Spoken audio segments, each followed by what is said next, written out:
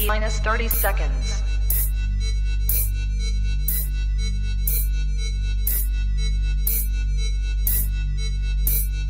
T-minus 20 seconds.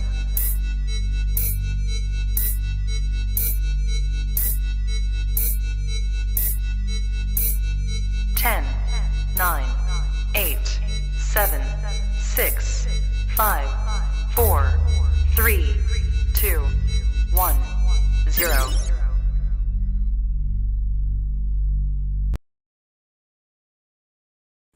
Good. You ready for do more in the future? Trap Talk podcasts? Yes. Man, Only Trap Talk. Exclusive. Yes. Tell 'em. exclusive. Oh, So stop calling us. Rub the spot, get the club to pop. When I come up with the crop, gotta love it or not. I'm hot from the hop to the rub the spot, get the club to pop. When I come up with the rub the spot, get the club to pop. When I come up with the rub the spot, get the club to pop. When I come up with the rub the spot, get the club to pop. When I come up with everybody, we do it.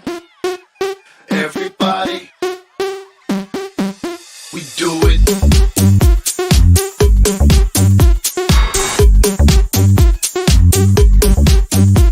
Do it. Do it.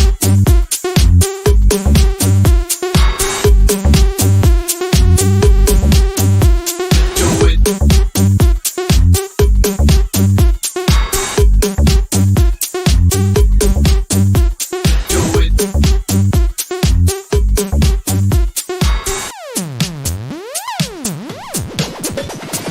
Rub the spot, get the club to pop. When I come up with the rub the spot, get the club to pop. When I come up with the rub the spot, get the club to pop. When I come up with the rub the spot, get the club to pop. When I come up. you are now tapped into the coolest reptile podcast in the world, live and direct, NARBC Arlington with Miguel Garcia. Just kidding. Definitely not Miguel Garcia. Somebody way cooler, way best dressed, way more better dressed than Miguel Garcia. By the way, he told, I think, 6 people that he was coming. Didn't Really? show up, so he deserves that. Breaking people's hearts out there. But God damn it, here we have Troy Schroeder of Best Dressed Balls. Second time he's hosting my damn podcast at a show. Honestly, thank you. I mean, it's just like I'm on your turf, you know, basically. Always welcome. I'm like free rent right now. I feel terrible. Always welcome. Yes. Yeah. I appreciate it. So you're always welcome.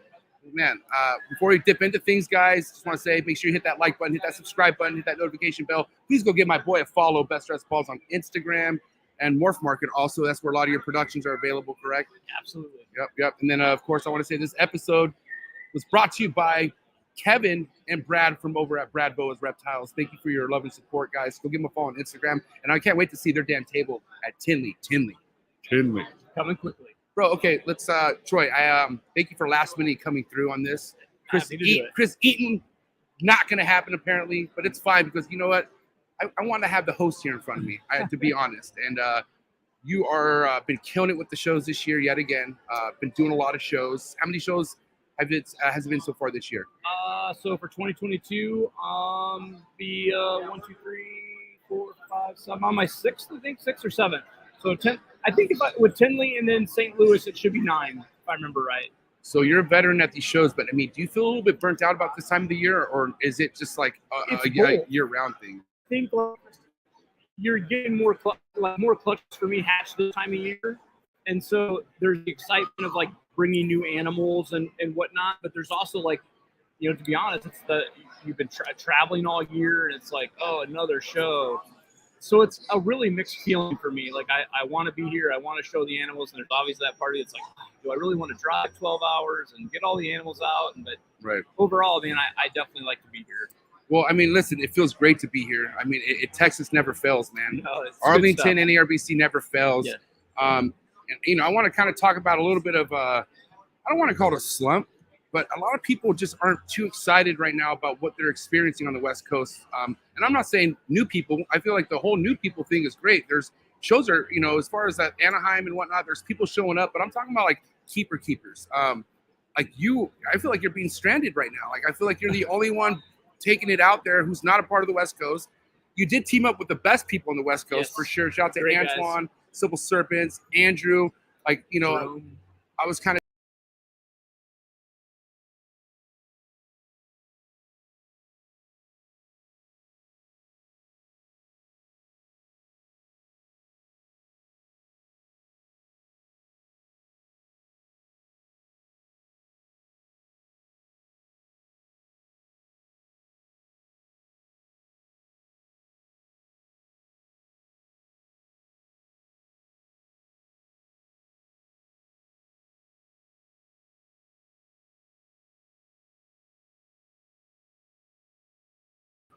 I think you guys broke it. I think we're back. No, we're back. We're back. Back. I don't know why it quit.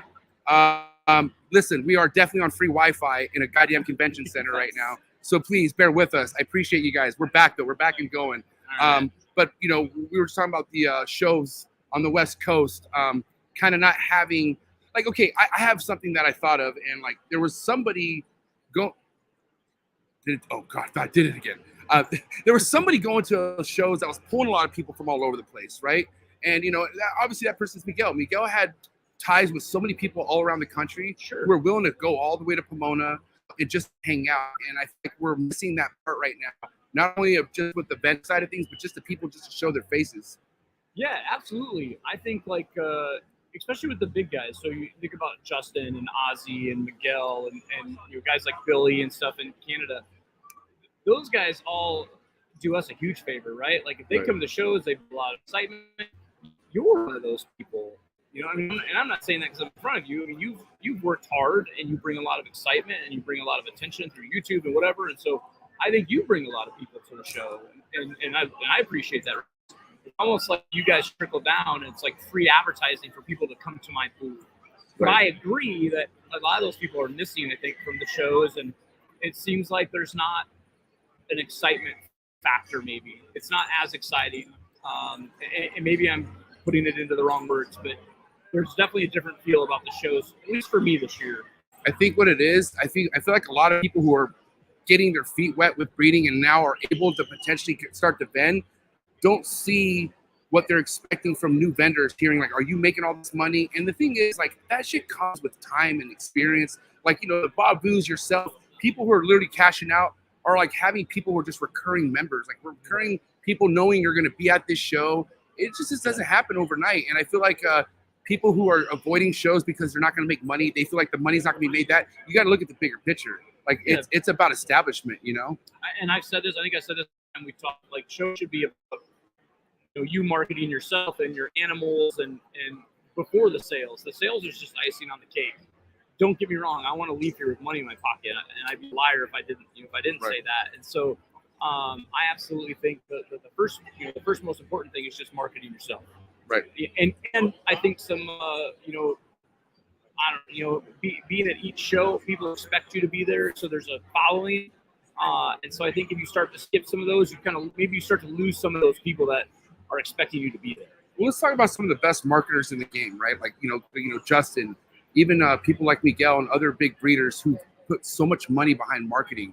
When guess what? You pay for your table booth, and that's your marketing fee. Right. And you have people like, you know, I was just talking to JD, which JD will be tagging in here in just a minute.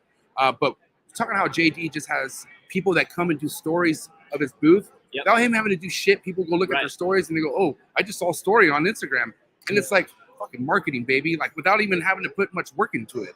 Yeah, I mean, I'd never turn down somebody to come to the table and, you know, if they want to video the table, if they want to interview me or whatever, because for one, I'm building a relationship with that person, and two, like, yeah, they're putting in a lot of time and work, and I'm not having to pay them, you know, so like it's free marketing, and I hope some way I can return the favor to them in some way or form at some time. And JD, like, you know, me and JD talked today too, like, you could take the amount of money you spend on a trip and market a different way. But would you enjoy it as much? So, like, I have the enjoyment factor of being here and seeing you and seeing these guys and having a good time and, you know, maybe selling some animals and stuff. So there's definitely two ways to market yourself, but I enjoy marketing myself through the show. Okay, so I want to talk about marketing certain projects. You are tapped into some definitely untapped stuff, but people are starting to pay attention to it. Mandarin, one of them. There's a lot of, like, people out there invested in real Mandarin. Not that there's fake Mandarin out there, but not considerable validated situations Mandarin. out there. Right. So how is something like that really damaging a project? If there is like a phony version of something, is it something you just like let it be and just hold down to your shit, Yeah. or what do you do in that case? Yeah, I think you prove it out through your breeding and your marketing, right? So like as a project like Mandarin that's had some bad beats, Right. maybe not ID'd correctly, and so therefore people didn't get what they expected to get. Right. But if I do and you do and Justin does, I think through that sharing of social media stuff, you bring more light to the project, right? And then it's proven, right, that people start to see it again. So I think right now, yeah, there's a dip because people are worried about like that exact project. But I think with guys like TJ and John and me and Andrew and the guys that are doing it right, put out the pictures and the documentation or back it up, I think you can recover a project pretty quickly. Now, overall, when it comes to, because it is a lot having to band a show by yourself, especially solo dolo, because things happen. You forget fucking certain things that are like, great, I can't hang my banner now or something, right? So I feel like it's one of the smartest moves. I mean, even without you being a part of the West Coast show with Antoine and them collaborating and having a table together and having just space for, because sharing's caring, one thing, right? Yep. But you understand, like, diversity is everything. And you guys all have something diverse to the projects, all different stuff, you know what I mean? And it's kind of imagine like a mini mall, like, oh, I got all my favorite stores right here. Sure. Like, dude, that's an attraction within itself. Yeah, I think that works well. You and I talked about this earlier and stuff, and same thing. Yeah, JD sells all white and black snakes. You're not going to see that in my table. You're not going to necessarily see a whole lot of that at JSA. Me and JSA maybe have a few things that are the same, but still a lot of difference. Same with me and the West Coast guys, right? Like we might have a little bit of each other's projects, but usually it's a lot of diverse, animals so you can see a lot of stuff at one time. And I love the space thing. You and I talked about that. You can do things like it's in here. We can grab a bunch of chairs and just sit around and talk about life or industry or whatever. And that's a huge part of it. I think having that communication with one another and building that relationship is so important. So let's talk about how it's been establishing the relationships you've made over the years of vending. How many people you still talk to this day that you kind of like up and came with this in this game? Yeah, I would say, again, I like to be really honest. I only have one guy that I started things out with that we unfortunately had a falling out.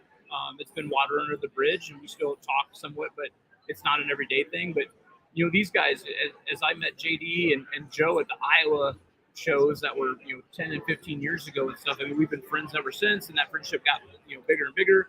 And through those friendships, I think we've met other people. I got to know Justin really well. He's been good friends with JSA for a long time.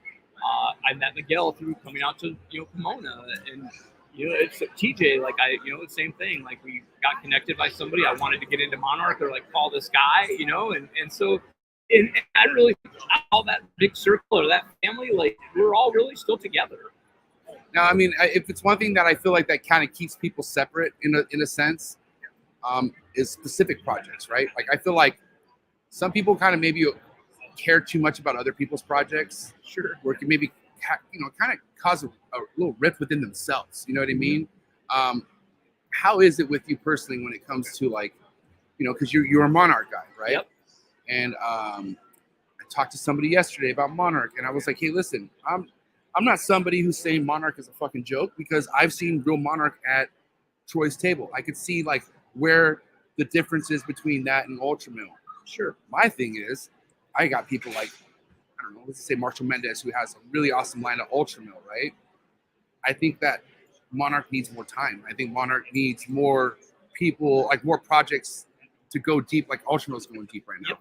And I feel like that's going to be just a matter of time. You know what I mean? It is. It's definitely something that, if you were one of those guys that wanted to buy into Monarch today and think that you're going to make a ton of money quickly or so, you're not. That's going to be a project that's going to take some time. And I had to make that decision when I bought in, because I kind of knew that. I was hoping that I would get some things that would maybe produce dollars that I could reinvest one way or another. Right.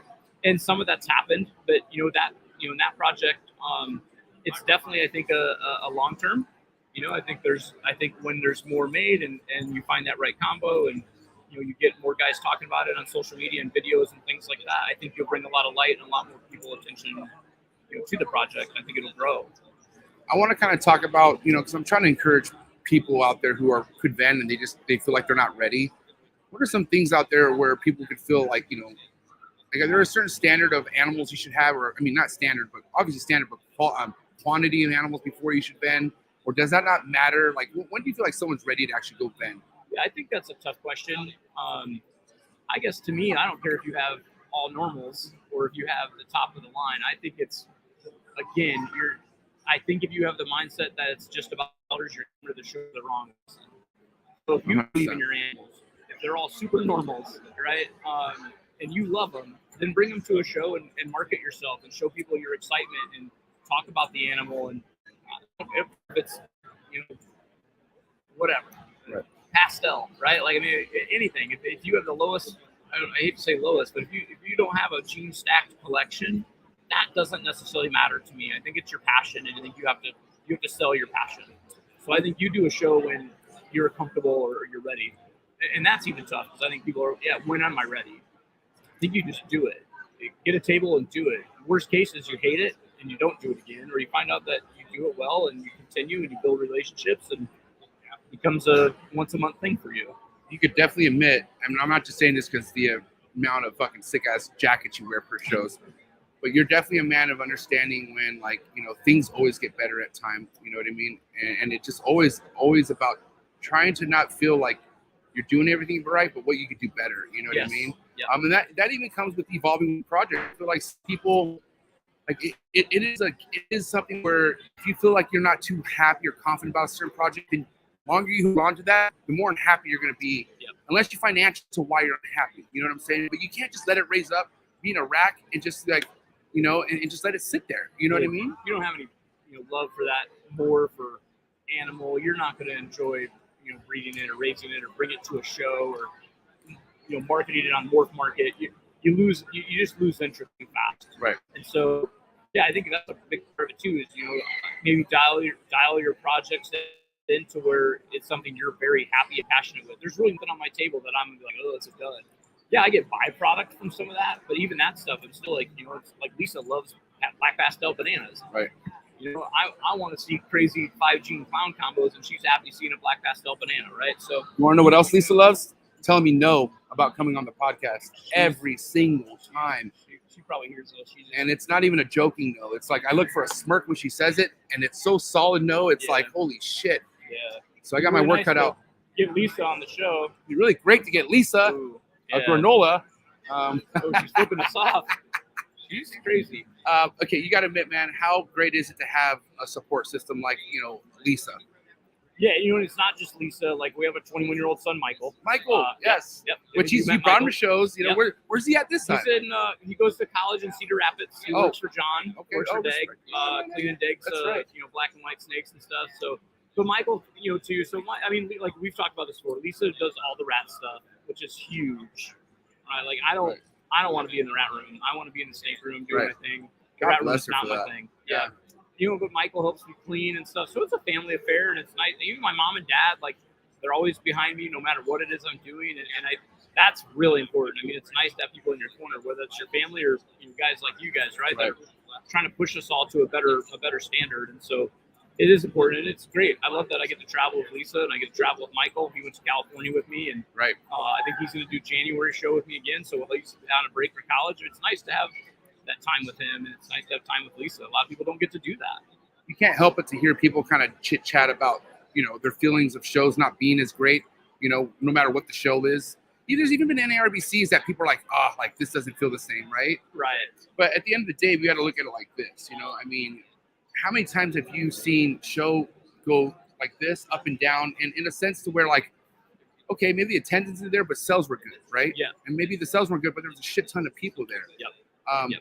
In your opinion, what do you feel like shows are maybe missing the most? You know, I really think over the COVID time, like, I think our industry really blew up quite a bit. You know, people had time. Pretty high. Like, it was like a peak. Yeah, I think there was a big peak, and I think that within that peak, you get people that have unrealistic expectations of what's going to happen next. And so I think what's missing is maybe the community of it. I don't want to say there's too many people, because that doesn't necessarily make sense. Right. But there's something missing, I think, within, it felt like we were all, everybody was making money, right? So everybody's happy and everybody's high-fiving. And now that things are a little bit, norm, it's like everybody's kind of like, take a step back from each other. And that's what I see. I feel like it's like the vendor excitement is somewhat gone. Right.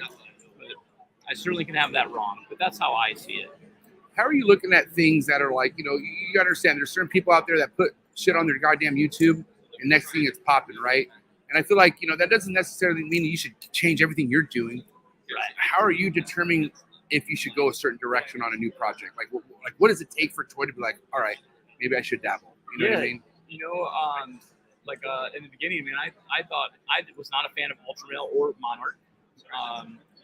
It grew on me. And I think that's one thing is I think you got to take your time. I've waited on Monsoon since Monsoon's come out, and I haven't bought in yet, and I'm going to. I think it's awesome, but I want to see it, and I want to see a Monsoon pie.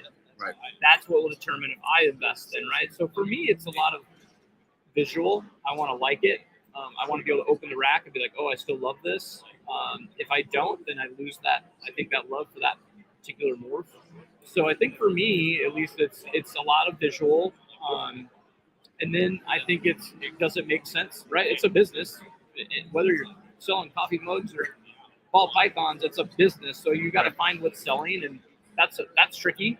You're it's almost like the stock market. You really don't know what you're hatching this year is really what's going to sell in October or whatever. And so there's trying to pre-plan a little bit, follow the market, talk to guys that and see what they're doing. And I would say that's kind of how it all happens for me. Yeah. I mean, one thing I want to kind of touch on here is just, how to come in, just because I feel like you have a certain nest egg, bank account and you like ball pythons. I feel like people just want to blow their load right off the bat. You know what I'm saying? And that's not really, because here's the thing, you can't really shy away from opportunities. Smart thing people are doing are joining the right Patreon pages, right? Sure. And then building their fucking relationship to where they have package deals. And if you really want to really be a part of the game, it's going to take some money. You got to spend, right? Yep. But then you also kind of could be in a position where you kind of put a little bit more than you can chew. Where do you feel like there's a happy medium with that? And especially if it comes to should you be dropping more money than investing in racks and equipment? You know what I mean? Do you go the cheapest equipment route and invest in snakes? I'm just curious on that. This is probably the most common, question that comes up through any talk, right? Is kind of what's the best way to get into this or that? That is really tough. I actually, knowing where I am now, I'm in year 10. If I could go back and start at year 1 again, I would have rather invested in racks. I started with, used PVC built a wooden rack, and same with the rats and stuff. And that stuff just, it fell apart quickly, or it wasn't, I had to start on fire. It just wasn't good stuff, right? And now, where we are with our equipment, I would say it's somewhat top of the line. I'm an animal plastics guy. I love Freedom Breeder and ARS. I like that style, but in a basement where I'm at, I like the enclosed rack. So I use animal plastics, and I absolutely love it. I wish I would have stopped and bought maybe better stuff back then. I also think you should invest in rats instead of snakes first. In some ways, have food ready. You need to because it's you buy a 1.2, I promise you're going to have 10 more snakes in a couple of weeks or a month or a year. Right. And it's so quickly that you're like, oh shit, I got to feed these things. And people don't think about it. And so I think if you get a good rat supply going, you invest in your racks, your thermostats, all that stuff is really important. And then I think you set yourself up for, good snakes. Let's kind of talk about something that is very thrown out there easily, especially for people who don't actually vend or even attend shows, and they love saying how many sick animals are at shows and buying animals at just fucking life collections. Let's kind of be real about something here. How many times have you sold a snake at a show that came back and bit you in the ass, meaning, hey, your snake fucking died, or your snake spread this? How many times that has actually happened? Yeah, I can think of a couple. And actually, it's interesting you asked that, because I talked to the people today. They had a snake that they bought for me, and 6 months later, the back end of it wasn't moving, wasn't doing anything. And they took it to a vet. The vet immediately looked at it and said it had IBD. And so they call me and tell me this, and I'm like, what? Like, you have a vet that told you what? And so I'm like taken back, and I'm like, hey, can we slow down? Like, let's Group walk here. through this, right? And so I'm like, can you, like, just let's go through the little things. Can you gun your rack and stuff? Sure enough, they had like a probe or something that came off, and the rack was 120 degrees or whatever, and it somewhat cooked the back end of that snake. And so it was a good situation, and when they came by, they thanked me for my help. They think that that I took them step by step. And so I think in those situations, you need to slow down. Yeah. Like there's a lot of different things that can happen. I've been really fortunate. I haven't had anybody, necessarily buy a snake and tell me that it's passed away. I've definitely been at people's tables where that's happened. I've had people that bought snakes at an auction from other vendors, and then it died in their room that night. More than likely, they had it on a vent or whatever, right? So we use vented bags because I'm always afraid somebody's gonna like throw it in their hot car, and so I'm like trying to make sure it's getting as much air or whatever I can. So It is scary. Like I think that the scariest thing is just the fact that this can happen. You could buy a snake, go home, maybe you have NIDO or RI and don't even know it, right? And now my snake has it. You see it on my snake first, and then you blame me, and that can happen. And I think it's unfortunate. There's really no way to tell, like, where did this happen at? Right. You know what I mean? And then shows themselves are dangerous, right? Like everybody's grabbing everybody's snakes, and they have their snakes at home, and there's people walking around with snakes that they brought from home. I mean, being in a show is scary somewhat. We take as many precautions as we can, but it's scary stuff. But luckily, I really haven't had a bad situation. So I feel like there's dude, let's talk about a fucked up situation. Like your favorite place you like to eat, right? Mm-hmm. It's only happened to me a couple times. So I've had childhood places I love to eat. And that one time happened where I found a fucking hair in my food, dude. You know how bad I wanted to kill something? Yeah. Because not only am I never coming here again, I can never look at you the same. The person who used to cook my food for years. Sure. And it's not, God bless, it wasn't their fault. Like, damn, it just happens. Like, and I literally look at my food very carefully. When I bite things, like I'm purposely looking for hair. It sucks. Yeah. But let's kind of talk about things that people could do to help not only the buyer, but yourselves. And just quarantine something. Just fucking keep it away from everything. Because who knows? Like, dude, honestly, people think the seller should know everything when, goddamn, we try. Like, it's hard to keep up, and it's not like saying, oh, well, give us a break. But really, like, if we knew, we would know something. Like, that doesn't go for everybody. Oh, there's some fucking piece of shits out there who are like, dude, this thing's dying in a week. I got to get this thing out. That's fucked up. What I'm saying is mistakes. You know what I mean? Yeah, mistakes are being made regardless. And so I stopped and saw Justin a month or so ago, and we were driving to dinner, and I said, I still haven't had that phone call where I really screwed up and like misid'd an animal. And he's like, but it'll happen. And I'm like, it will. Right. And I'm prepared. The thing is me as the seller and you as the buyer, if there's communication, something will get resolved.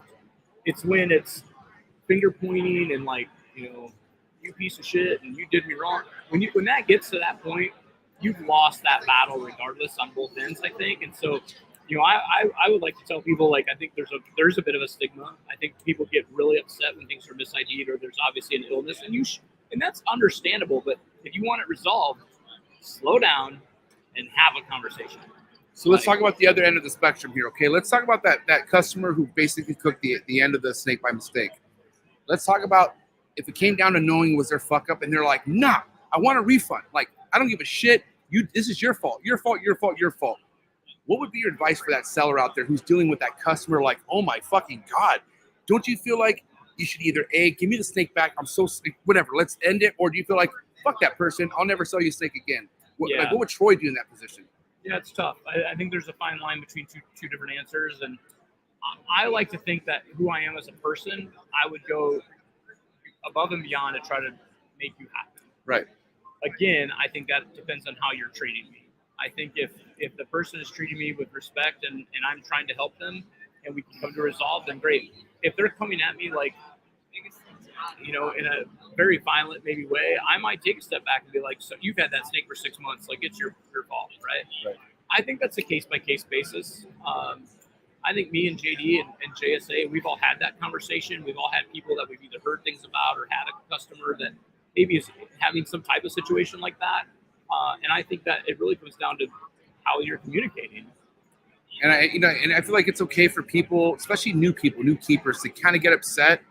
And I feel like sellers should just like let them kind of, because after a while, I think the people who are creating a fuss are like, okay, I need to chill. Like they'll realize like, hey, you're fucking overreacting. Sure. Because I've been one of those, bro. Yeah, like I think as a seller, I think we get probably too defensive, and I think the advice I tell the seller would be, you need to understand that for that person, maybe a $250 snake was their whole allowance. Everything. To them, that's our $10,000 snake, right? Yeah. And so I think for sellers, I think you need to take a step back, and you may need to let them be a little bit angry and whatnot. And I think you just have to approach it at the right time and the right wording.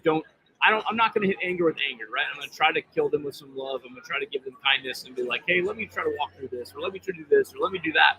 I'm not just going to be like, F you, right? Like until it gets to that point. And it can. I think everybody in this industry will probably experience that at some point.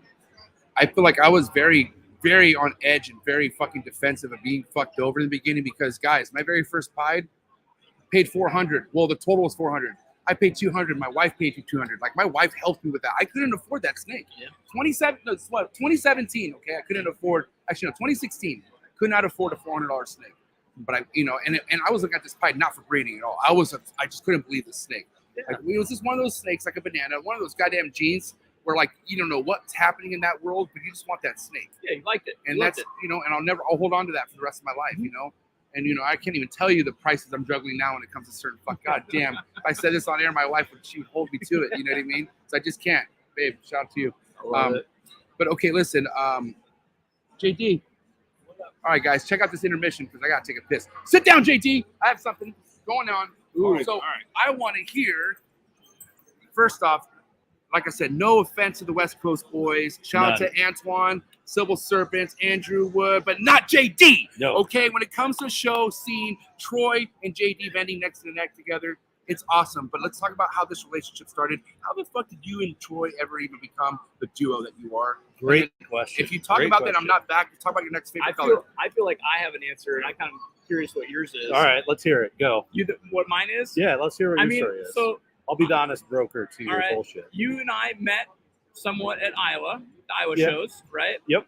And I believe your wife more so made a connection with me than you, right?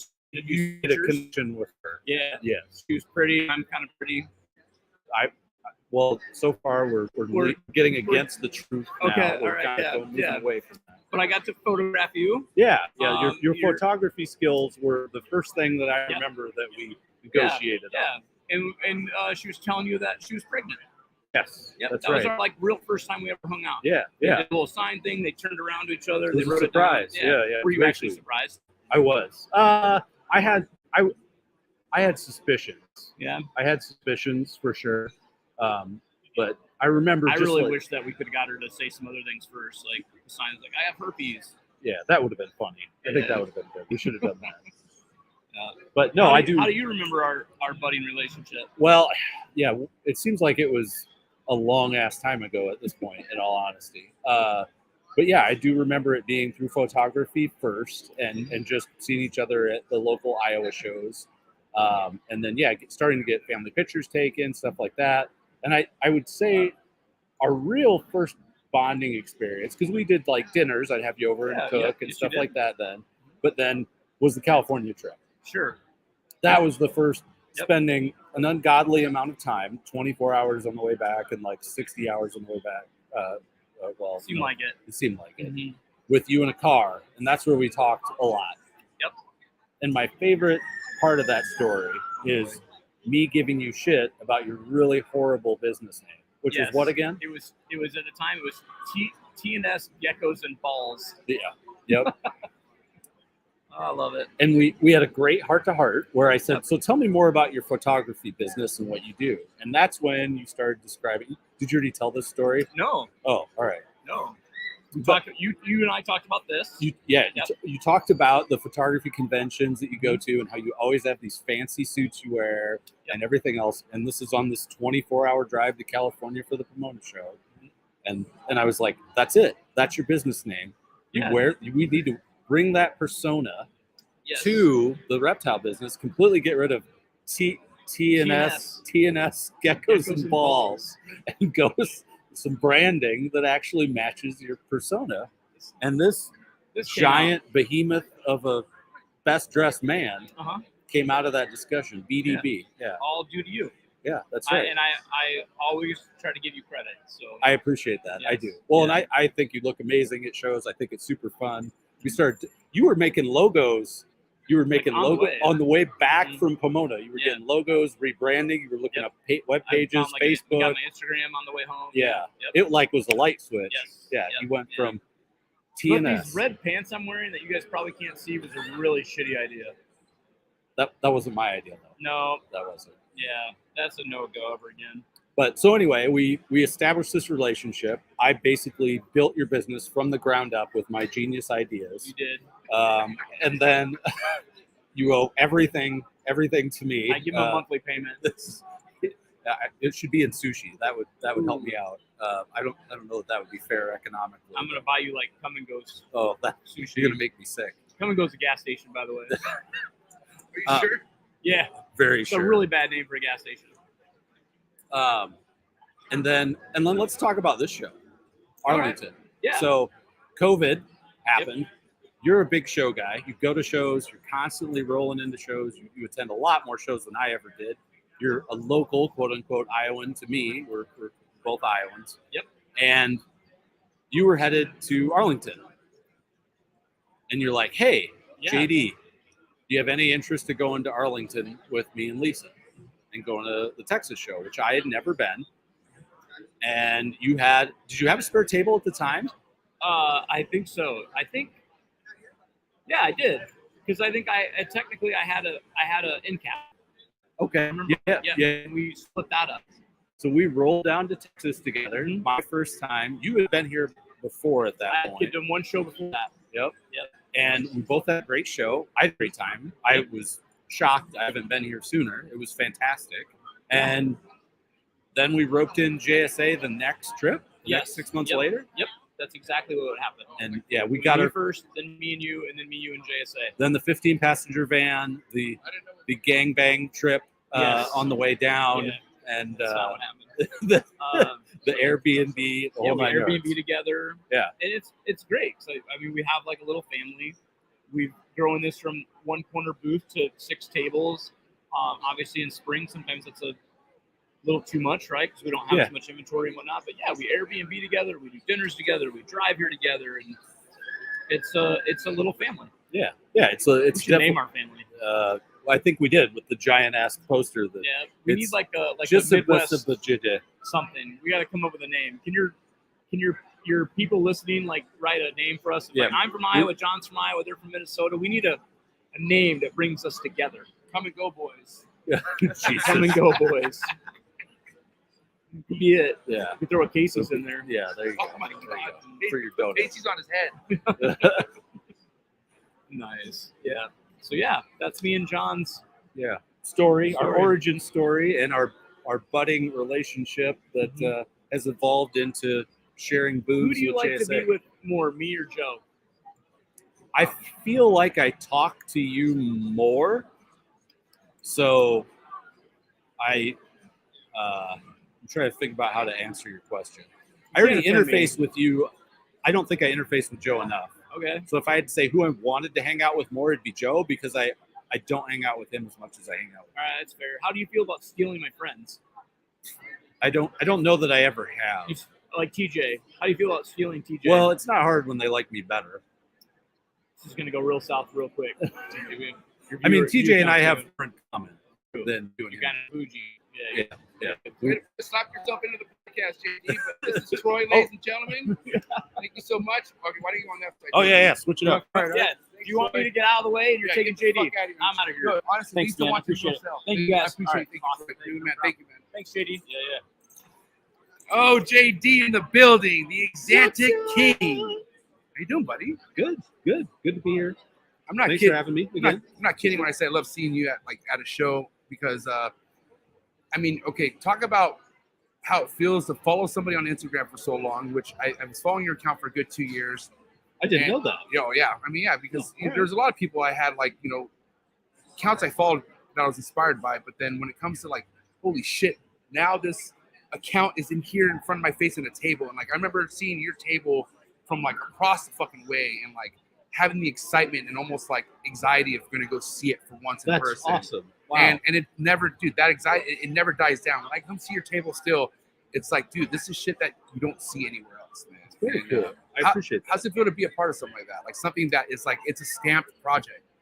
I don't even know how to respond. Honestly, I'm so used to it, like in terms of the animals and everything.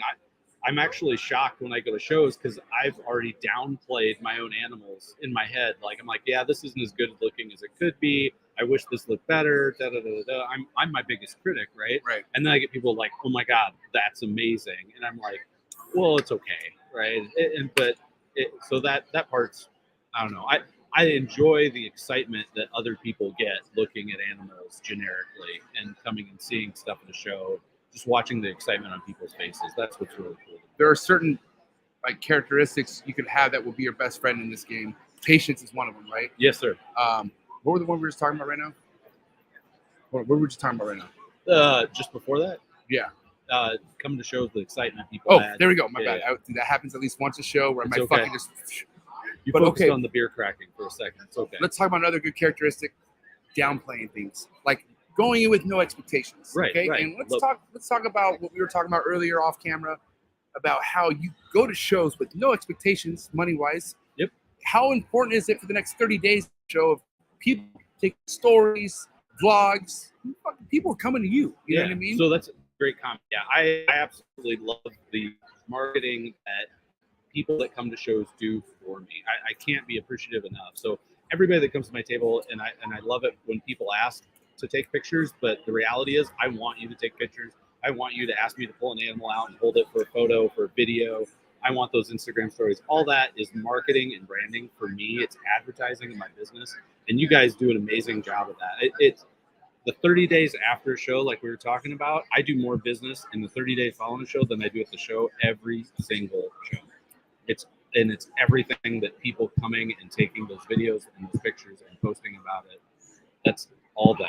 That's all their contributions to that. So it's always on the table for me to be supportive of anybody that wants to check animals out, talk through it, and post stuff out. But I mean, would you say the whole downplaying things, like it's better to downplay something and have it be what you didn't expect? Yeah, for sure. Versus just like, okay, it was what it was, but you never held it high, like a certain expectation. You know what I mean? I feel like expectations can murder you, you know? Like, I agree. You got to go with your heart. Like, right. You know, like I feel like if I ever do Ven, I don't think I would want to sell anything. Like just personally, because I want to show, I just want to show my work. You know what I mean? Yeah. And if I do want to sell something, it's somebody that hit me up on Instagram, we'll talk. Right. And then I want a relationship. You know what I mean? Yep. It's a lot easier said than done because I work with chondros. Like I'm more of a like niche type of stuff. I don't work with a lot of ball pythons. I feel like you're niche. Like you don't. I'm a little niche. Yeah, you don't have like all these goddamn projects. And I feel like, No. God, what a way to be. Because you don't need much. You know what I'm saying? Like, No. goddamn. And just enough what you're doing doesn't mean you need to add another fucking 20, 30 holdbacks. You know what I'm saying? Like, I mean, it is difficult because you are playing with crazy numbers, right? But at this point, you have stuff to like, you know, the certain holdbacks it's going to take for you to hold on to versus like, I need to hold all 12 of these. You know what I mean? Well, it keeps your reptile ADD, as I call it, in check because, right, you walk around the show, you see pretty animals, and I ask myself, I put my xanthic glasses on, which are a lot like your shades, and I say, hey, what's this going to look like with xanthic? And if in my mind, I'm like, yeah, that's not something that's going to work for xanthic. I don't think it will. That's not on the table. That's not something I'm going to take home with me. But if it's something I'm passionate about that I think that's going to look really good, or it already does, that's maybe something I'll pick up. So, John, you're a smart guy. I think there's a time and place where, I mean, because I bet people have questions. Oh, my God, hey, JD, let me ask you about this, project this. But, you know, there's certain people that are serious. Like, you have certain people that are like, and I feel like with energy or just the way you can tell the way the conversation's going, that I think this person's serious, right? Right. But you're also like, you're a busy guy, man. You got a family. Yeah. How are you like determining how much time you would invest into a stranger? Like, and I mean just like somebody who's maybe a follower, but like never bought anything from you, and like literally just wants your time. You know what I mean? Like, but obviously you just can't give them all your time, right? So how's that? How do you go managing that? Yeah, it's really hard. One of the things I try and do is be efficient, and it's going to sound dorky, but like I if I get the same questions or the same kind of inquiries, that type of stuff, I build a Q&A on my site that helps answer a lot of those questions. So I'm just trying to set myself up for success to arm people with the information through either digital content or the new arrival checklist cards that come with animals that we sell, either in the box or a show, Nice. all that stuff, so that it becomes first nature for them to figure it out on their own, and I'm providing them gateways and directions where those resources are, and I'm more the second line of defense that, hey, I couldn't figure this out, I tried what you told me, or I don't understand the genetics on this, and I researched a little bit, those types of things. It is a balance, like you said, work a day job, work the snakes, work a family, all that stuff. It is work, and yeah, you just got to balance it with stuff. For me, in all honesty, I stay up way too late or get up way too early, and I respond to emails. I tell people all the time, like, don't leave me a voicemail. That's the worst thing to do. Don't call me. Texting me is maybe okay, but email. Shoot me an email. I will send you an email back. And it might be at 11 o'clock at night. It might be at 4 in the morning. It might be at 2 o'clock in the afternoon on a Saturday. It just all kind of depends. But I'll get back to you. I mean, I feel like at the end of the day, like you as the seller, the brand, have to be good at delegating shit like that. You know, especially if you don't have time to hire a manager, which, right. But it's customer service, man. Like, exactly. Many people could be so much better at selling shit if they just knew how to talk to people, right? Or if they just knew how to just see people, like, right. You know what I mean? And that's why I feel like with the newer generation, you have a lot more outgoing people coming into the game who are willing. Some of them kind of go the corny route, which is unfortunate, but some of them don't care. They're like, hey, I'll go in the interview. Like, this is what I have to talk about. Right. And dude, some people are making the right moves, man. And like, as much as it kind of pisses other people off, who've been in the game for however long and they feel like they're not grasping like what their purpose is, and then you have fucking people like JP like fucking like coming in and like people didn't want JP to start killing it, and like he's coming through, making amazing stuff, and no one could deny that shit. So but I'm just saying that's one he's example. Inspiring me. Like, he's got these xanthic gears turning. There's more than a handful of fucking people on my Patreon page that are investing with certain breeders who were like, God, you better be ready. Like, dude, Jacob, Civil Serpents, man. Like, he sold a fucking $20,000 snake at the Las Vegas Super Show. I think that was the only snake that was sold at the Super Show. I mean, there was $400K worth of fucking geckos sold. This is true. You know what I mean? But still, like, Jacob is somebody who he can't even believe he made that snake. And then I think the snake was a clown, DG, leopard, Enchi. Dope. Awesome snake. Yeah. And he was like, I can't believe I fucking hit it. You know what I mean? And well, I mean, at the end of the day, I can't look who you invested with. He invested with the right people. I believe he got that snake from Justin, obviously. Yeah. Something where it's like, okay, that makes sense, right? Right. But man, like, you don't even need much patience nowadays. Like, especially if you're really coming in, making the right moves, just fucking keep your head down and just like, even you, man, like, playing it low. And you had a stint. I think we were talking about the 5-year stints. Like, there was a 5-year period that really turned it around for you. Yeah. Right. Yeah, we're talking about attending shows and marketing and things like that, right? So for me, my story, right, is the shows in the first few years of any business, right, are hard. It's tough until you get in the black. Right. And it took lots of shows and lots of attendance and branding and building of a namesake to actually get to a point where shows were profitable for us. And then it kind of, peaked, I'll say, for a while, and shows were great. And that could have been due to the extended ball python market in general. Right. And then shows really evolved into like we're talking about, it's a marketing opportunity more so for me. With a strong enough online presence, a strong enough following through Instagram, Facebook, etc., you get way more exposure through a show than you do the people walking through the door, because of that social media presence and that marketing that the people are doing for you. And that's amazing. I want to talk to you about something that's happening more in the open. I mean, I think it's always been happening on the low, but now it's kind of like, You're talking about our relationship. No, that's out there, man. Straight as a circle. People know. No, but like franchising out. Like, there's certain people who are basically putting their stamp brand on whatever this collection has. Where are you at with that? Like, would you ever consider, especially because what you have is yours, right? You're not gonna be here forever, unfortunately, right? No. Have you thought about legacy as far as putting it in the right person's hands, if they want to invest, if that money's right, all that? Is that even considering? Yeah, I haven't. Are you opposed to it? No, not really, but I'm really independent, and It feels good to be independent. yeah, I'm a really independent person. So, like from my perspective, and I've brought this up before. Like, I have a lot of respect for Ozzy Boyds, and I think one of the reasons I have that respect is I see a lot of what he does and things I want to do and how I want to be, because he's a focused guy on his Orange Dream stuff. He started a market and built a brand around his own stuff, and he was in a field that's kind of related to my day job field, and he went through the trials and tribulations that I'm arguably going through right now of, the challenging day job and then the night job with the snakes and then everything else, right? So I kind of question, his evolution to focus on certain projects and certain animals is what he's done over time. If I'm not going to do the same thing, and I'll say scope down, Right. and distribute, my investment in time and money elsewhere, just to diversificate my portfolio. You know what I mean? So the fact that you have a 9 to 5, Yeah, right, which respects you, John, because like appreciate that. makes me feel bad. And because like, listen, I'm like, no excuses. I feel like I'm a part of that fucking generation that's being soft right now, but I can't mentally work with people like unless I'm running the show, right? Yeah. And when I was in sales in my age, I got into management. And guess what that means? Like, you have to suck everyone's dick. You have to fucking be nice. You have to watch what you say. I can't watch whatever.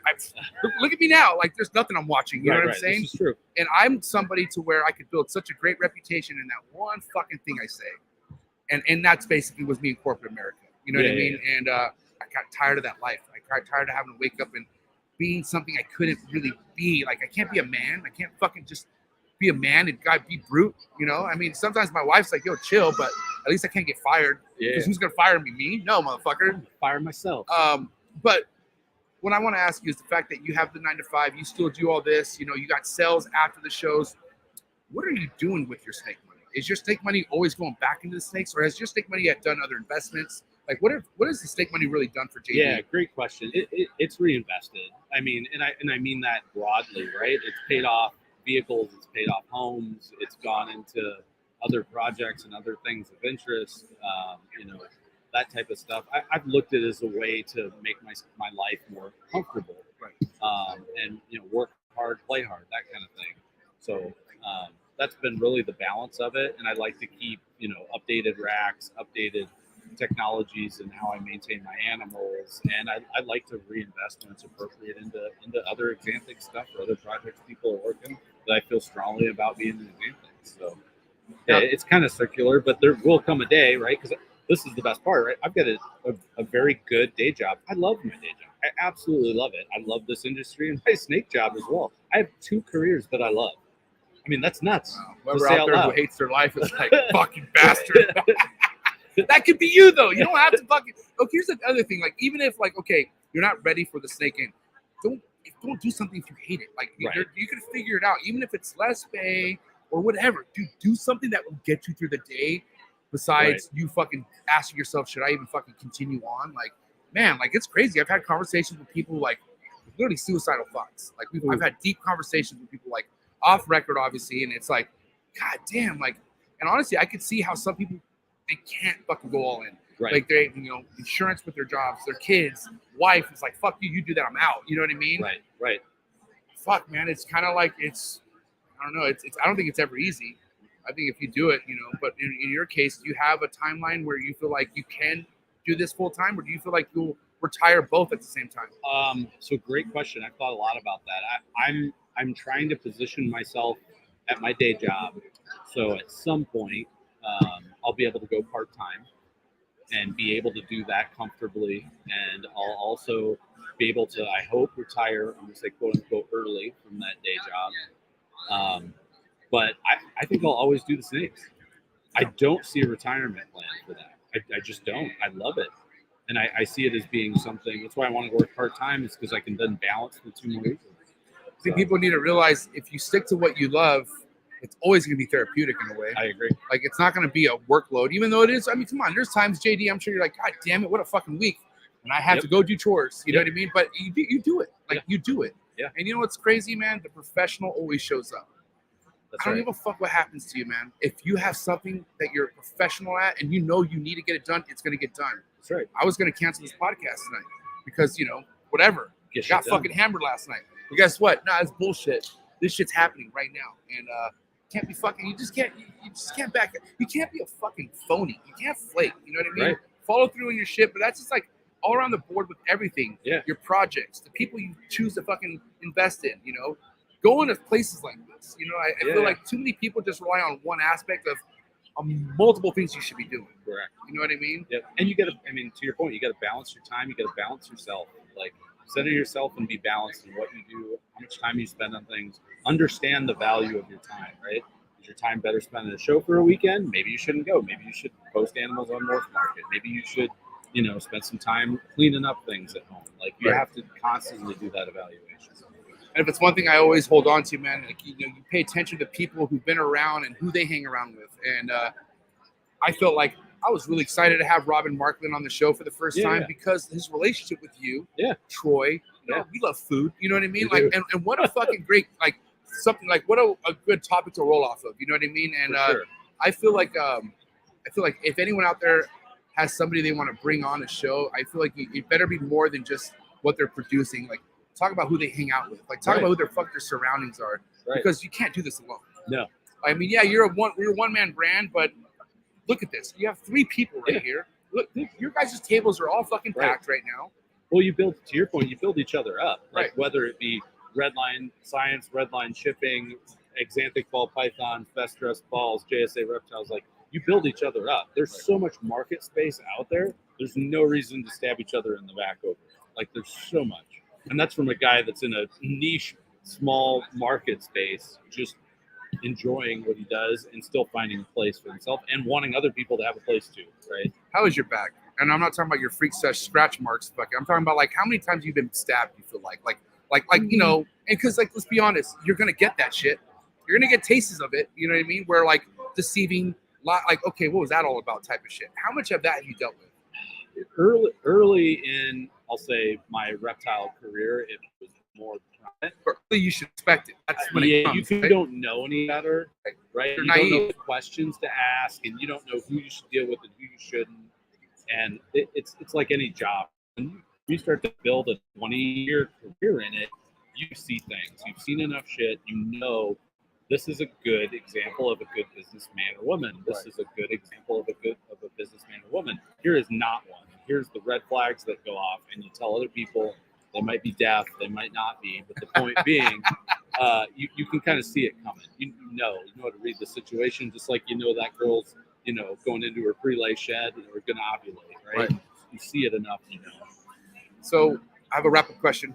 Yeah. And I'm curious on what your thoughts are behind, you know, there's talk about snake apps coming out and whatnot, and stuff to evolve for your husband and whatnot.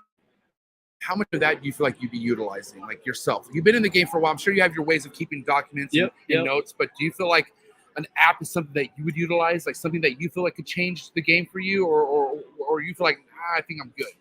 I think it'd be situational. I would tell you, I'm a min-maxer. I'm trying to, just like we talked about, I'm trying to maximize what I can do in the minimal amount of time as possible. So I'm all about efficiency. Right. And if an app can make my life more efficient and there's value in what I'm doing with it, yes, absolutely. But I have my old schooled ways of, you know, a clip system for who's feeding and who's not, or who needs a mouse versus a rat, and simplistic stuff like that, you know, really isn't, I don't think adding a bunch more work or digital way to monitor that going to provide me much value. On the other side, like Morph Market adding offspring groups and the ability to input my entire breeding season in there, and then automatically create all the offspring from a clutch based on that and create ads as I want them is fantastic. I'm not manually entering in or even a group or making a spreadsheet. It's helping me do that in so many fewer steps and just so much more efficient way to spend my time. So yeah, I think there's a balance there. You have to figure out what works for you, what digital methodology or app or what have you provides value to you that you see the value in, and it's the right expenditure of your time. Because some people might have certain things that are working so good for them, like don't fucking switch anything. You know what I mean? And I feel like there's a certain point where if you have so much going on, you might need help with organization. Sure. But that's not for everyone. Like Correct. not everyone has a million fucking clutches going on. You know what I'm saying? Right, So right. it's definitely situational, case by case. But JD, what an episode! Thank you Yeah. so much. Absolutely. Thanks for having me. This is definitely not considered the round 2 one-on-one with JD because that's happening in person. Won't tell you when next year, but it's happening in person. JD, before we check out, Yeah. why should anyone out there consider vending at an NARBC or Reptile Super Show? Honestly, it's the people and other vendors. That's how you build relationships. That's how you meet people. You have to go through the hoops. You have Right. to put your time in. Start sooner. That's what I tell everybody about everything. Right. Start now. Don't wait. Start now. All right. Well, there you guys have it, man. We're going to get back to business. Have a good time here at NARBC Arlington. JD, will we see you at Tinley? Absolutely. And you'll be vending? Oh, yeah. Oh, Every my year. God. I haven't missed Okay. Tinley in 15 years. Okay, last thing. Any fucking big pockets out there who are like, I wanted the Exantic game. What should the email subject say? It should say, MJ loves cock. Credit card subject. Big discounts. Big examples. 3 C's. 2 Ks. Hey guys, if you're checking out, please hit that subscribe button, hit that like button, and go follow JD Constrictors. Do you have a website you said? Yeah. What's the website? www.jdconstriction.com. There you go. Guys, thank you so much for tapping in. Enjoy the rest of your weekend. I won't catch you guys next month, actually Monday. New Breeder on the Block, but we're out. Yeah. Thank you. Good job, man. Awesome. Thank you. Appreciate it.